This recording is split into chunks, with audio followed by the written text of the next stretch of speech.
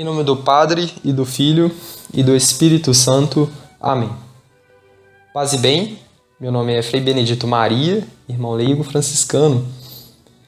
Com auxílio da graça de Deus, começaremos hoje as nossas catequeses e usaremos o Catecismo na Escola de Jesus, que é uma explicação do Catecismo de São Pio X para crianças.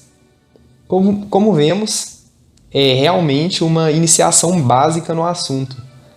Porém, as explicações que neste livro se encontram, elas não deixam a desejar. E este foi um dos motivos pelo qual o escolhi, para iniciantes, contendo, porém, muito bem explicadas as respostas, com muita clareza e simplicidade, e usaremos como ele de imagens para nos auxiliar na memorização das respostas.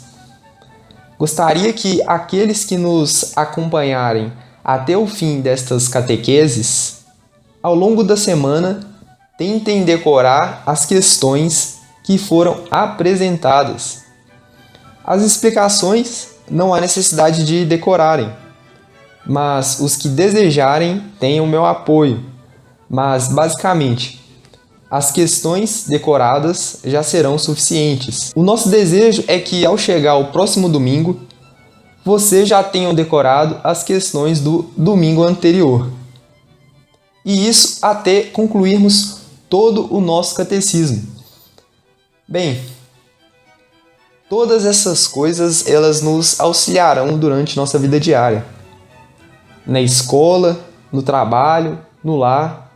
Esse próprio esforço de tentarmos reter estas curtas respostas será para Deus um sacrifício agradável e Ele nos inflamará do amor divino.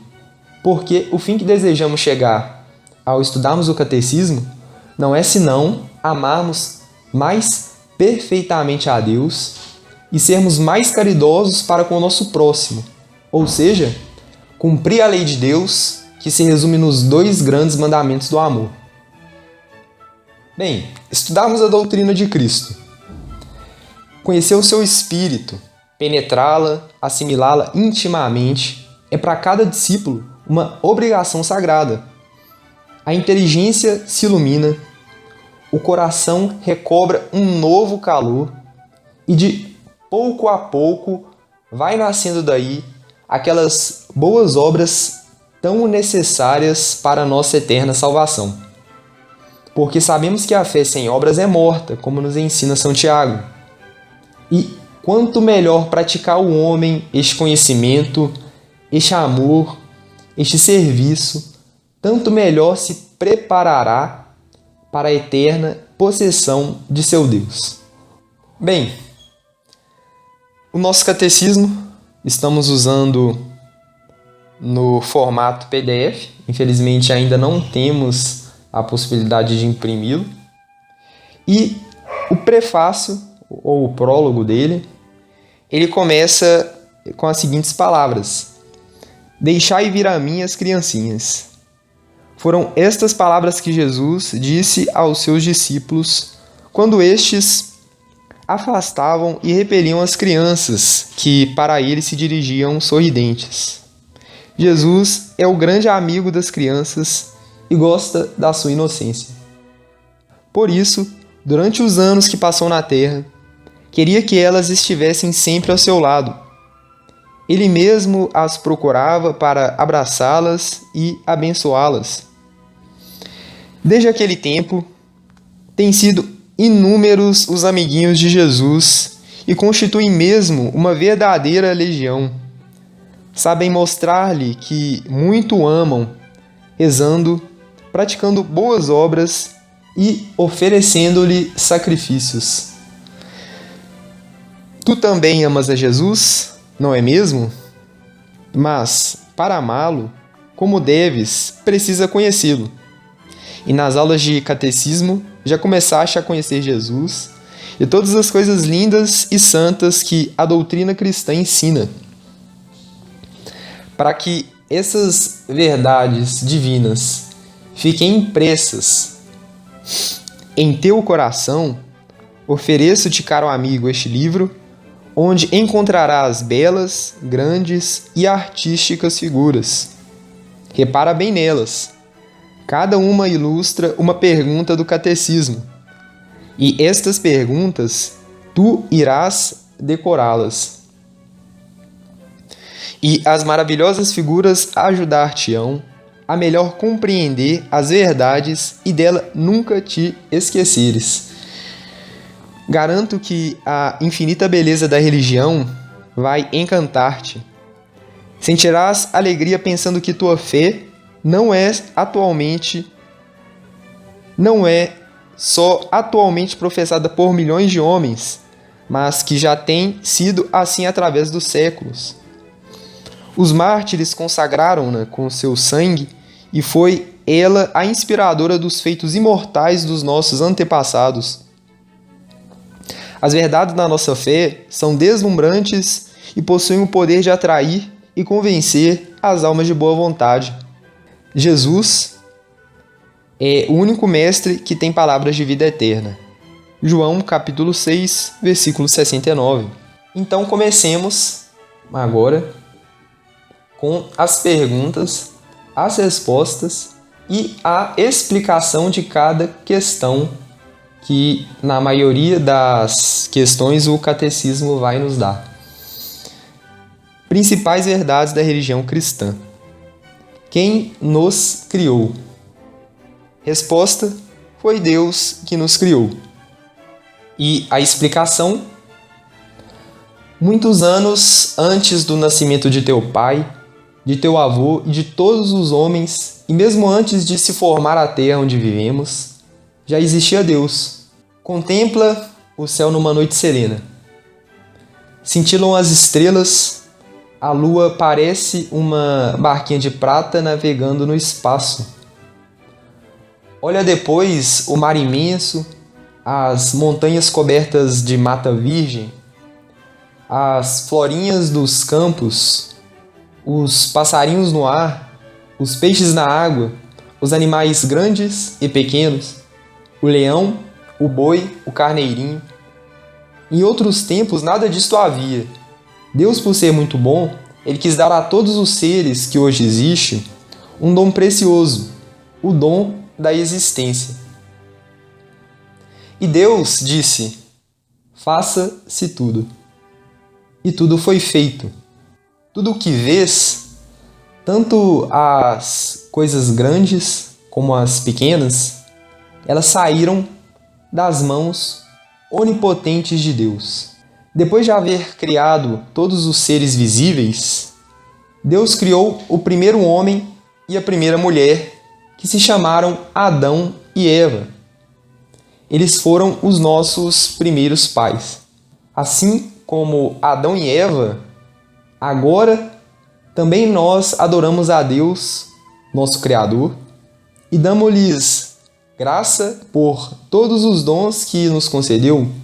Com muito empenho, entreguemo-nos ao estudo de todas as verdades de nossa religião, pensando que tal estudo está intimamente ligado a todos os progressos da inteligência. Uma citação de Diderot. E, segundo as Sagradas Escrituras, bem-aventurado o homem que com prazer se aplica ao estudo da lei do Senhor e nela medita dia e noite. Salmo 1, versículo 2. Bem, agora nós iremos para a nossa segunda questão. Quem é Deus? Deus é o ser perfeitíssimo, Criador e Senhor do céu e da terra. Questão 3. O que quer dizer perfeitíssimo? Perfeitíssimo quer dizer que em Deus tudo é perfeição, sem defeito nem limites. Isto é, que Ele é poder, sabedoria e bondade infinita.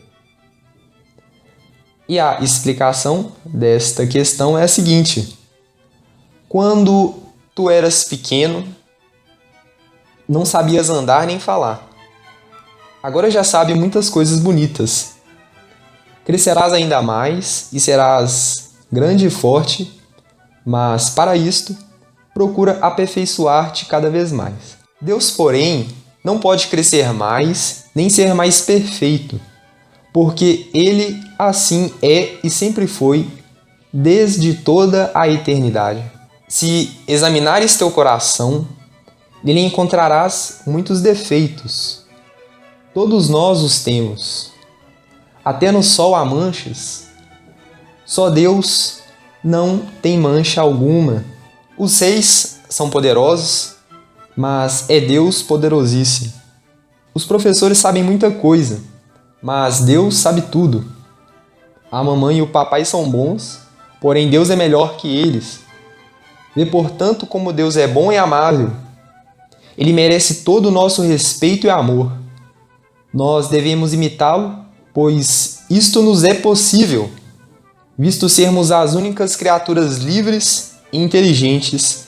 Assim, por exemplo, podemos imitar seu poder praticando o bem e fugindo do mal, a sua sabedoria instruindo-nos sobre as verdades da fé, a sua bondade fazendo a nosso próximo todo o bem que nos for possível. Para isto alcançarmos, recordemo-nos daquele aviso de Jesus: sede perfeitos como também vosso Pai Celestial é perfeito. Mateus capítulo 5, versículo 48. E agora nós continuaremos com a quarta questão. O que quer dizer Criador?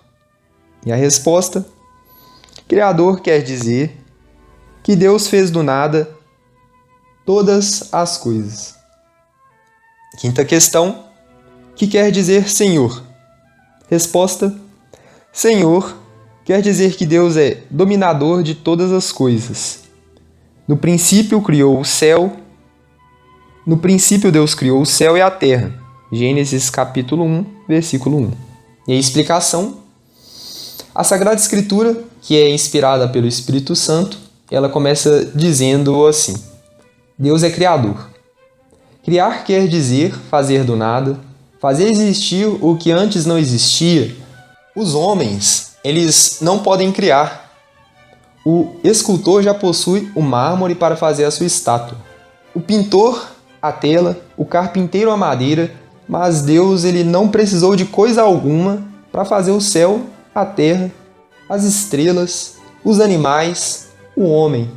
Com o só ato de sua vontade, deu vida a todos os seres, porque ele falou e foram feitas estas coisas, mandou e foram criadas.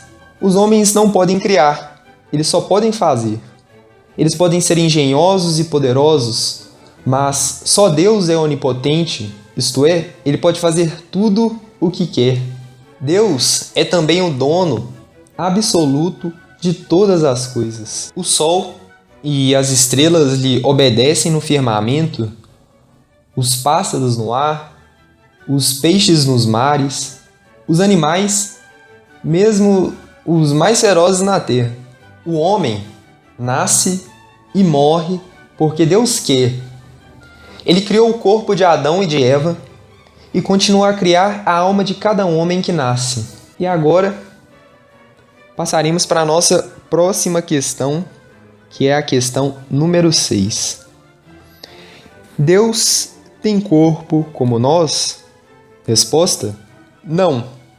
Deus não tem corpo, é espírito puríssimo. E a explicação: a Sagrada Escritura, ela conta que Moisés, o grande condutor do povo de Deus, ele levou um dia seu rebanho para pastar aos pés do monte Horebe. E de repente, levantando os olhos para cima, ele viu uma grande chama que saía de uma sarça e que ardia sem nada queimar. Quando, curiosamente, quis dela aproximar-se para ver que prodígio era aquele, ouviu a voz de Deus que o chamava. Era o próprio Deus que estava presente naquela chama, porém de modo invisível aos olhos de Moisés.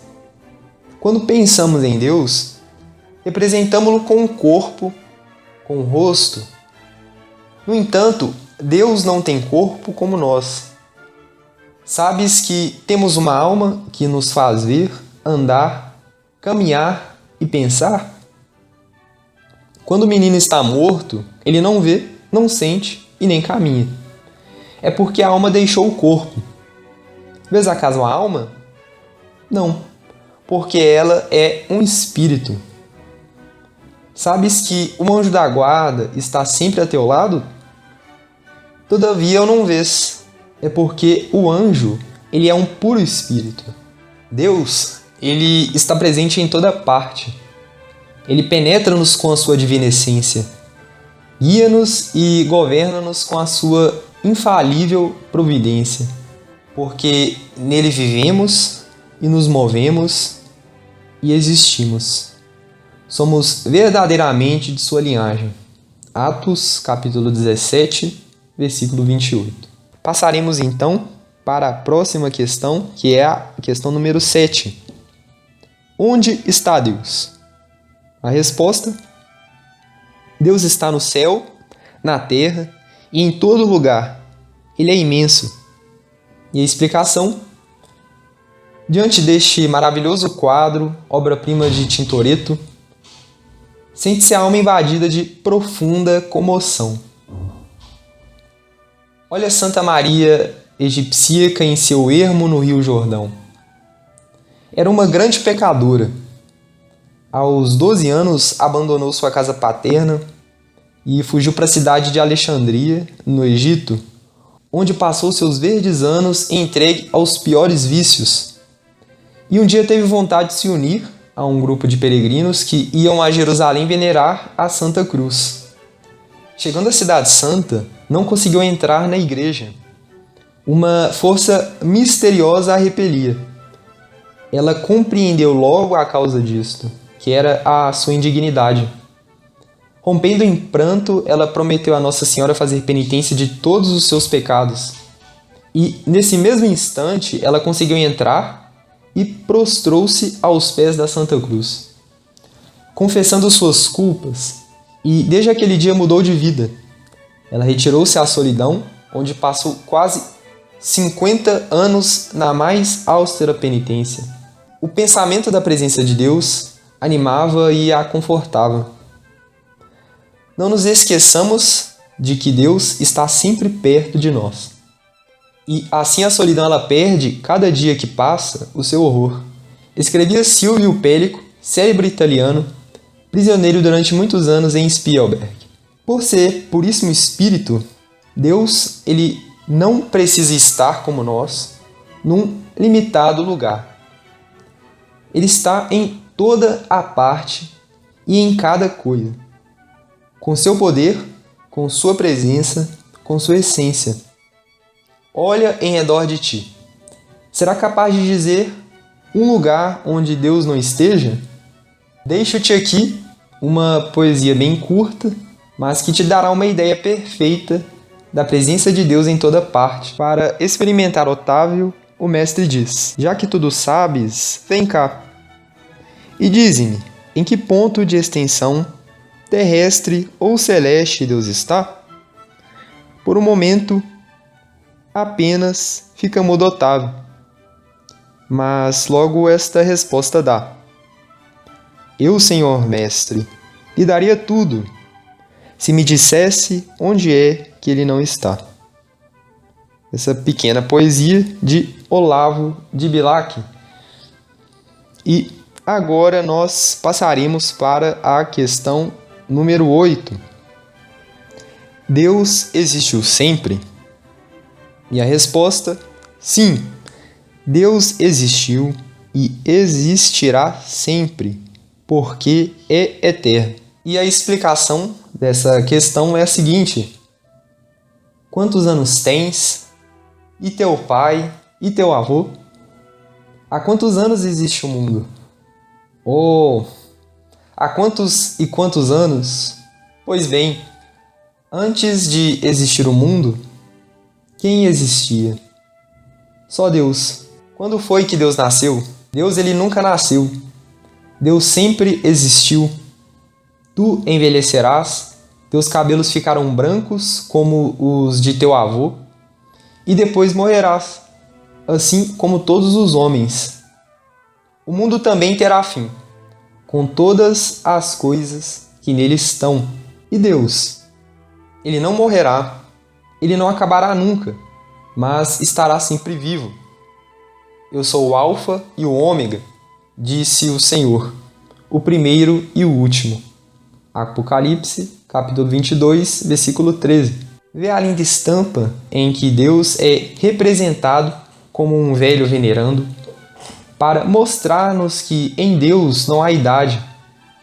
Está sentado sobre as ondas do tempo e traz na mão o livro da vida, no qual estão escritas a primeira e a última letra do alfabeto grego, o Alfa e o Ômega.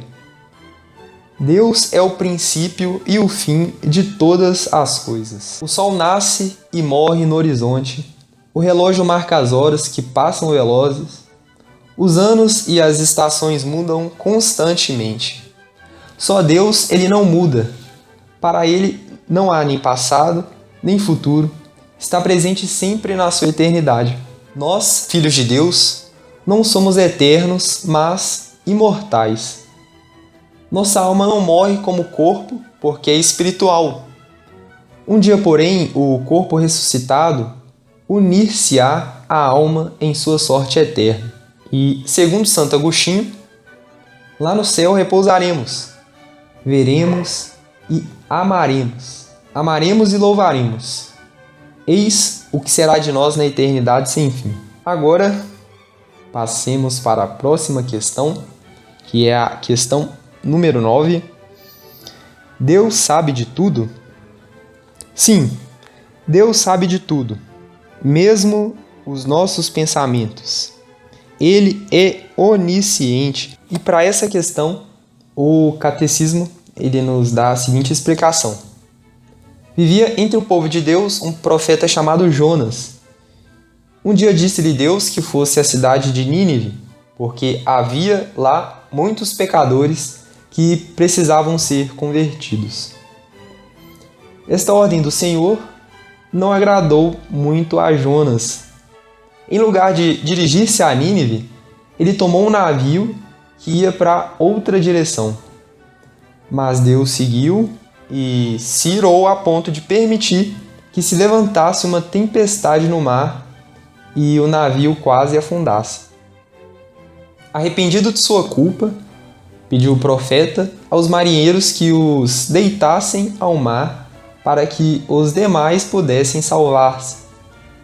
Mas Deus mandou então um peixe enorme que o engoliu. Jonas, ele suplicou de todo o coração a Deus que o libertasse. Ouviu-o Deus, restituindo-o são e salvo às praias de Nínive, onde o profeta ele cumpriu a missão que lhe tinha sido confiada. Deus vê tudo. Deus tudo sabe, vê durante o dia claro e a noite escura. Ele conhece as coisas mais secretas, penetra os mais íntimos pensamentos e lê no mais profundo do coração. Ele conhece as coisas passadas e as que hão de vir. Ele é onisciente. Quando longe de qualquer pessoa formos tentados a cometer o pecado, lembremos-nos de que o olhar de Deus, ele nos acompanha sempre e é Ele que nos vai julgar. E segundo as Sagradas Escrituras, se suba ao céu, tu lá estás. Se desça ao inferno, nele te encontras presente. Passemos então para a questão número 10. Deus pode fazer tudo? Resposta: sim. Deus pode fazer tudo o que quer. Ele é onipotente. E a explicação: nós não podemos fazer tudo o que queremos. Deus, porém, Criador e Senhor de todas as coisas, pode fazer a qualquer instante tudo o que quer. Todas as forças da natureza, a vida, a morte, o céu, a terra e até o inferno estão atentos às suas ordens. Uma só obra de Deus já seria um milagre da sua onipotência. E quantos milagres não realizou Jesus enquanto esteve na terra? Lembra-te da multiplicação dos pães? Mais de 5.000 pessoas seguiam Jesus pelo deserto durante 3 dias. Eles começaram então a sentir fome, mas não havia coisa alguma para comer. E só o menino tinha ainda consigo 5 pães e 2 peixes. E o que fez Jesus então? Ele abençoou os pães e os peixes, e estes multiplicaram-se aos milhares, a ponto de todos poderem comer até saciar-se, sobrando ainda 12 cestos. Maravilha da onipotência divina, velando por todas as necessidades da nossa vida. Com grande fé, repitamos frequentes vezes a linda súplica: nada posso eu sozinho, mas tudo posso com Deus. Agora, passamos para a nossa próxima questão, a questão número 11. Deus pode também fazer o mal? Não, Deus não pode fazer o mal, porque sendo bondade infinita, não pode querer, mas tolera-o para deixar livres as criaturas, sabendo depois tirar o bem, ainda mesmo do mal. E a explicação é a seguinte: que Deus é bondade infinita e, por conseguinte, é bem infinito. Bem e mal, eles não podem andar juntos, e poder e querer fazer o mal não é perfeição, mas defeito. Em Deus, que é a mesma perfeição, não pode existir o mal. O maior mal é o pecado. E Deus não só não pode cometê-lo, mas nem sequer pode desejá-lo. Porque o pecado é ofensa a Deus, e Deus não pode ofender-se a si mesmo. Ele o permite, no entanto, à criatura que é dotada de liberdade, isto é, ao homem. Assim como os médicos que sabem tirar preciosos remédios dos mais fortes venenos, assim Deus, ele sabe tirar o bem até do mal. Lembras-te da história de José, conhecido pelo nome de José do Egito? Esse menino tão bom era filho predileto de Jacó. Por isso seus irmãos muito o invejavam e odiavam. Um dia em que levavam seus rebanhos para pastar bem longe de casa, agarraram-no, puseram numa fossa escura e, passando por lá uns mercadores árabes, estes venderam o irmão por um preço ínfimo. Das muitas aflições pelas quais passou esse jovem, nenhuma ficou sem que dela soubesse ele tirar proveito. Os mercadores levaram-no para o Egito, onde o faraó, algum tempo depois, o elegeu vice-rei daquele país. Durante uns anos de grande carestia, foi o salvador de todo o povo e até de seu pai e de seus irmãos. Criaturas frágeis que somos, muitas vezes nos tornamos escravos do demônio e de nossas más inclinações. Imploremos ao Senhor a graça de odiar e de fugir sempre do mal, e de querer firmemente o bem. Bem, iremos agora para a nossa última questão deste domingo.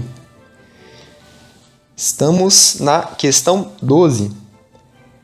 Deus cuida das coisas criadas?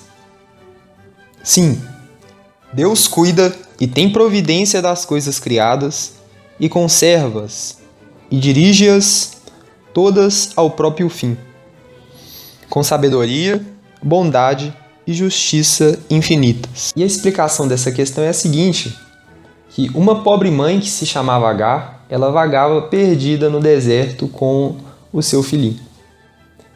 Não havia água e o menino morria de sede. Para não ver morrer, a aflita mãe ela colocou-o no chão e retirou-se para mais longe. Mas os gritos do menino chegaram até o céu e Deus mandou o seu anjo mostrar a Agar uma fonte brotada prodigiosamente da areia, com a qual podia descedentar a seu filhinho e a si mesma. Como Deus é bom! Ele jamais abandona a sua criatura. Dá alimento aos passarinhos e pão aos pobrezinhos. Dá-nos força e saúde, dá-nos o sol e a chuva, as flores na primavera, as colheitas no verão, as frutas no outono, e nos países muito mais frios que o Brasil, faz germinar as sementes mesmo debaixo da neve. A providência de Deus traz-nos entre os seus braços, assim como as mães nos seus trazem os seus filhinhos. Deus é a infinita sabedoria e guia-nos ao fim para a qual nos criou. É infinita bondade e por isso nos prepara o céu, onde seremos felizes para sempre. É infinito poder e assim nos pode oferecer todos os meios para consegui-lo. É infinita justiça, pois recompensa os bons e castiga os maus. É também o sofrimento o meio que se serve Deus para guiar e reconduzir as almas à salvação. Santa Teresinha do Menino Jesus dizia: agradeço-vos, meu Deus, por me haverdes feito passar pelo crisol de tantos sofrimentos. Bem, com essa questão finalizamos nossa aula de hoje. Porém, como nos ensina Francisco de Osuna, o fogo do amor de Deus, ele não há de ser temido, senão amado. Pedimos que este amor para com Deus seja um amor prático, porque o verdadeiro católico é o católico prático. Entendemos que um homem ele pode muito bem saber todo o catecismo, conhecer os mandamentos de Deus e da Igreja, saber todos os seus deveres de cristão e os seus deveres de Estado, e ainda assim ele pode se condenar. Porque se a religião que professa não é praticada, de nada vale este conhecimento, senão para aumentar a sua culpa diante do tribunal divino. Então, como começaremos? Começaremos com pouco, ou seja, esforçaremos diariamente para traçarmos o sinal da cruz ao acordarmos. E logo em seguida, rezaremos as orações da manhã e pela noite faremos o mesmo. Rezaremos as orações da noite e antes de dormirmos, traçaremos o sinal da cruz. Finalizamos aqui a nossa aula. Agradecemos a todos que tiveram a paciência de nos acompanhar até o final desse vídeo. Peço aos senhores que se esforcem para tentarem praticar esses conselhos que eu dei por último, porque isso é muito importante na vida do cristão católico, porque a oração, ela é a vida da alma, e as orações mais básicas que o católico deve fazer, os atos mais simples, que não é senão fazer o sinal da cruz, as orações da manhã e da noite. E com o passar do tempo, desejamos sim progredir, mas como disse, começaremos com pouco. E para essa semana, esse será o nosso exercício. O sinal da cruz, ao levantarmos, as orações da manhã e as orações da noite. E por último, fazermos o sinal da cruz quando nos recolhermos no final do dia. Então, pediremos o auxílio da Santíssima Virgem para que ela nos cubra com seu manto e invocaremos esse auxílio rezando a oração Lembrai-vos. Em nome do Padre, do Filho e do Espírito Santo. Amém. Lembrai-vos, ó piedosíssima Virgem Maria, de que nunca se ouviu dizer que nenhum daqueles que tenham recorrido à vossa proteção, implorado a vossa assistência e reclamado vosso socorro, fosse por vós desamparado. Animado eu por igual confiança, ó Virgem dentre todas singular, como mãe recorro de vós me valho, e gemendo com o peso dos meus pecados, me prostro aos vossos pés. Ó Mãe do divino Verbo de Deus manado, dignai-vos de nos ouvir propícia e de nos alcançar o que vos rogo. Amém. Em nome do Padre, e do Filho, e do Espírito Santo. Amém. Salve Maria, até mais, paz e bem.